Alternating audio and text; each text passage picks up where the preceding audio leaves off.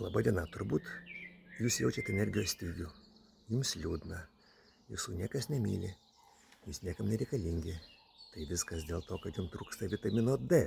O jeigu rimtai, tai jau praėjo 2 metai ir 2 savaitės nuo garsiųjų Tarptautinės endokrinologų asociacijos gairių paskelbimo, jog vitamino D tyrimas žmonėm jaunesniam kaip 75 metai yra netikslingas ir neinformatyvus, parašyta juodu ant balto. Aš tą straipsnį kelsiu savo Patreone, labai gera forma parašytas klausimo atsakymo, puikus straipsnis, skaitykite ir mėgaukitės. Tai vad savo informacinį lauką bandau apsaugoti nuo bereikalingų venų badinimo ir pinigų leidimo, ten taip pat visi vartojimo niuansai. O kolegom rekomenduočiau rasti išradingesnių ir mažiau rizikingų būdų realizuoti placebo efektą.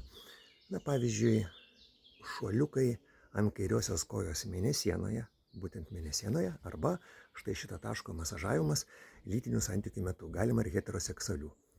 Iki pasimatymo Patreone.